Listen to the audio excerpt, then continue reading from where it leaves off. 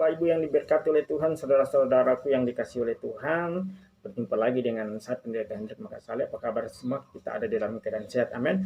Dan hari ini saya akan menyampaikan kabar baik, renungan firman Tuhan yang saya ambil di dalam kitab Mazmur. Mazmur pasal yang ke-37 ayat 1 sampai yang ke-5. Demikian firman Tuhan, kebahagiaan orang fasik semu dari Daud. Jangan marah karena orang yang berbuat jahat, jangan iri hati kepada orang yang berbuat curang. Sebab mereka segera lisut seperti rumput dan layu seperti tumbuh-tumbuhan hijau. Percayalah kepada Tuhan dan lakukanlah yang baik. Diamlah di negeri dan berlakulah setia. Ayat 4. Dan bergembiralah karena Tuhan, maka Ia akan memberikan kepadamu apa yang diinginkan hatimu. Ayat yang ke-5. Serahkanlah hidupmu kepada Tuhan dan percayalah kepadanya, dan Ia akan bertindak. Ada 4 pesan kabar baik yang diberikan oleh penulis kitab Mazmur, yaitu Daud, kepada kita sebagai anak-anak Tuhan di masa kini. Yang pertama itu sebagai orang percaya, sebagai orang Kristen, sebagai anak-anak Tuhan, jangan marah karena orang yang berbuat jahat, jangan juga iri hati kepada orang yang berbuat curang. Jadi Tuhan mengajarkan kita lewat Nabi Daud supaya kita ini nggak boleh marah, nggak boleh emosi, nggak boleh juga kesal, nggak boleh juga iri hati kepada orang yang berbuat jahat atau berbuat curang ataupun melakukan perbuatan-perbuatan dosa, kejahatan, kriminalitas.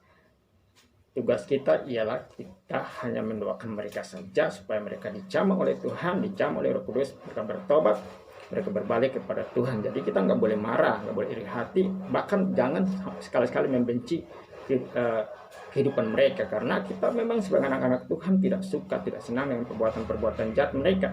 Kita juga membenci perbuatan dosa mereka, tapi Tuhan mengajarkan kita, Tuhan ajar kita harus mengasihi mereka supaya mereka bisa berbalik dan bertobat. Jadi kita boleh membenci perbuatan mereka, tapi nggak boleh benci oknum atau personal diri mereka, karena Tuhan Yesus juga dulu bergaul dengan orang-orang yang berdosa, ya.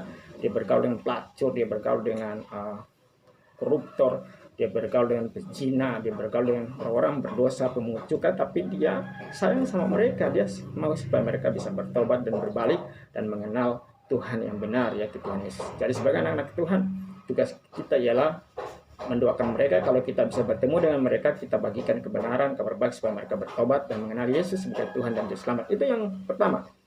Ya, lalu yang kedua dikatakan bahwa percayalah kepada Tuhan dan lakukanlah yang baik. Diamlah di negeri dan berlakulah setia. Jadi ada 3 hal. Kalau kita di dalam situasi seperti ini, apa yang kita percaya? Apakah teman kita, apakah diri kita, keluarga kita, ataukah Tuhan? Pilihan ada dalam diri kita. Tapi anak-anak Tuhan, Mazmur, Daud, ya, Nabi Daud mengajarkan kita supaya kita percaya kepada Tuhan dengan segenap hati kita di tengah-tengah situasi virus corona ini. Jadi mempercayai Tuhan dengan secara total, jangan dengan setengah-setengah hati atau ada keraguan atau kekhawatiran. Karena apa? Tuhan yang kita sembah adalah Tuhan Yesus Kristus yang sudah menolong kita, bahkan berkorban untuk kita. Jadi kita terus mempercayai Tuhan, apapun tantangan hidup kita, apapun persoalan hidup kita, apapun situasi hidup kita, bahwa Tuhanlah yang bertanggung jawab atas kehidupan kita. Jadi Tuhan mau ajarkan kita lewat Nabi Daud supaya kita ini benar-benar mempercayai Tuhan dengan terus dan tetap bertekun di dalam kepercayaan dengan iman yang kita miliki. Kenapa? Karena orang benar hidup karena iman, bukan karena melihat, bukan karena dia berbuat, tetapi dia percaya bahwa Tuhan bertanggung jawab dengan kehidupannya. Itu yang pertama. Lalu yang kedua dikatakan di ayat yang ketiga ini, ya, kita terus melakukan perbuatan-perbuatan yang baik. Jadi biarkanlah orang-orang melakukan perbuatan-perbuatan jahat, perbuatan-perbuatan dosa, perbuatan-perbuatan yang melanggar firman Tuhan, tapi kita sebagai anak Tuhan terus melakukan perbuatan-perbuatan yang baik yang Tuhan mau itu kita aplikasikan di dalam kehidupan kita. Sebagai anak Tuhan kita diselamatkan oleh anugerah Tuhan, oleh kasih karunia, tapi kita sebagai anak-anak Tuhan jangan lupa berbuat baik dan jangan berhenti untuk berbuat baik, karena dengan berbuat baik maka kita bisa memperkenalkan Tuhan Yesus dalam kehidupan kita sebagai anak-anak Tuhan. Jadi kita terus melakukan perbuatan-perbuatan baik, kita mengasihi orang, kita peduli sama orang nggak punya makanan kita kasih, nggak punya pakaian kita kasih. Di tengah-tengah situasi wabah ini, saya sebagai seorang hamba Tuhan pun bersyukur karena Tuhan memberkati saya, dan berkat seperti Tuhan memberkati saya dengan sembako yang banyak, saya bagikan lagi Ini bukan bicara tentang pamer, tapi saya mau mendorong teman-teman semua anak-anak Tuhan supaya mari kita terus melakukan perbuatan-perbuatan baik di tengah-tengah situasi kehidupan kita. Walaupun kita dikasih sedikit, kita bisa berbagi ya. Jadi jangan tunggu kaya dulu baru bisa berbagi, atau jangan tunggu kita punya banyak materi atau banyak uang baru kita bisa berbagi. Tapi ketika berkat itu ada dalam diri kita, kita juga bisa bermurah hati untuk melakukan perbuatan baik. Lalu yang ketiga, di ayat yang ketiga ini dikatakan, diamlah di negeri dan berlakulah setia. Jadi Tuhan mau supaya di tengah-tengah situasi wabah atau virus corona ini kita tetap setia kepada Tuhan. Jangan sekali-sekali kita berpaling dari jalan Tuhan atau daripada kehidupan Tuhan, karena Yesus ada dalam diri kita. Untuk itu kita tetap berlaku setia. Ya, kita tinggal tetap menunggu janji Tuhan itu tergenapi dalam kehidupan kita. Bahkan Yesus telah memberikan dirinya untuk kita, maka dia tetap setia untuk menolong kita. Itu di hal yang kedua, dan ada 3 poin penting. Yang pertama, percaya kepada Tuhan, lakukan yang baik, dan tetap berlaku setia. Lalu yang ketiga, dan bergembiralah karena Tuhan, maka Ia akan memberikan kepadamu apa yang diinginkan hatimu. Oh, haleluya, puji Tuhan. Tuhan mengajarkan kita untuk bergembira karena Tuhan, bukan bergembira karena kita punya banyak uang, bukan karena kita punya banyak materi baru kita bisa bergembira, tapi karena kita punya Tuhan maka kita bisa bergembira, kita bisa bersuka cita. Jadi kekayaan yang terbesar dalam hidup kita itu bukan harta kita. Kekayaan yang terbesar dalam hidup kita bukan jabatan, pangkat, status sosial, kedudukan kita atau kepintaran kita, tetapi menurut saya kekayaan yang terbesar dalam kehidupan kita ialah kita telah memiliki Tuhan Yesus yang adalah Allah yang kekal dalam kehidupan kita. Itulah kekayaan yang terbesar. Jadi dengan adanya kita tahu bahwa Tuhan Yesus ada dalam diri kita, maka itu merupakan suatu kekayaan yang luar biasa. Maka kita bersuka cita karena kita memiliki kekayaan yang luar biasa yang tidak bisa dimiliki oleh orang lain.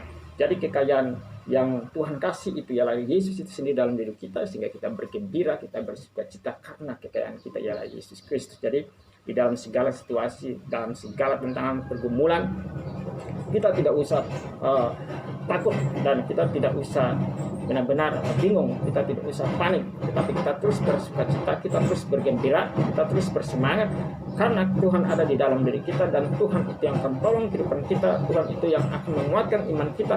Bahkan Tuhan itu pribadi yang setia di dalam diri kita. Kita bersyukur, kita mengucap syukur, kita bergembira karena Tuhan adalah pribadi yang ada di dalam diri kita. Jadi bukan karena kita bergembira karena situasi ini, tidak, tetapi kita benar-benar memiliki kekayaan yang luar biasa, jauh daripada kekayaan yang dimiliki oleh dunia ini. Itu yang ketiga. Dan yang terakhir, ayat yang kelima, serahkanlah hidupmu kepada Tuhan dan percayalah kepadanya, dan Ia akan bertindak. Jadi Tuhan mau supaya kita menyerahkan hidup kita sungguh-sungguh kepada Tuhan, dan kita terus mempercayai Tuhan yang kita sembah, maka Dia akan bertindak dengan segala hal yang ada di dalam kehidupan kita. Oleh sebab itu kita sebagai anak-anak Tuhan, kita menyerahkan kehidupan kita kepada Tuhan, kita mempersembahkan diri kita sebagai persembahan yang benar di hadapan Tuhan, karena di dalam Roma pasal 11 ayat 1 mengatakan kita mempersembahkan kehidupan kita, kita mendedikasikan hidup kita secara total kepada Tuhan sebagai persembahan yang benar dan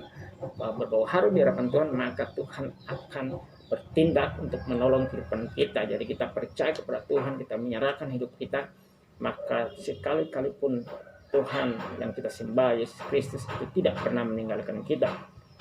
Jadi ada 4 pesan yang akan saya bagikan tadi, yaitu yang pertama itu jangan marah, jangan iri hati pada orang yang berbuat jahat. Lalu yang kedua, percayalah kepada Tuhan dan lakukanlah yang baik. Lalu yang ketiga, bergembiralah karena Tuhan, maka Ia akan memberikan kepadamu apa yang diinginkan hatimu. Dan yang keempat, terakhir, serahkanlah hidupmu kepada Tuhan dan percayalah kepadanya, Dia akan bertindak. Ketika kita menyerahkan hidup kita, ketika kita berserah kepada Tuhan, dan ketika kita mengangkat tangan kita, tanda kita terbatas, maka Tuhan yang tak terbatas itu Dia akan turun tangan untuk menolong kehidupan kita. Apapun persoalanmu, apapun masalahmu, apapun penderitaanmu, Tuhan sayang sama kita, Tuhan akan pasti tolong kehidupan kita, karena Dia Allah yang bertanggung jawab dalam kehidupan kita.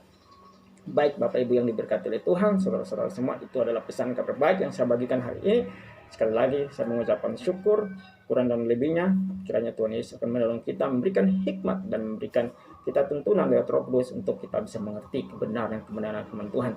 Jadi saudara terima kabar baik supaya saudara juga bisa share kabar baik itu kepada orang lain, sehingga semua orang banyak dimerdekakan dan dibebaskan di dalam diri Yesus Kristus. Terima kasih, Tuhan Yesus memberkati kita semua. Salam, sampai jumpa di video-video yang berikutnya. Saya Pendeta Hendrik Makassale berdoa ya Tuhan memberkati engkau dalam kehidupanmu, keluargamu, dan pekerjaanmu. Haleluya, amin.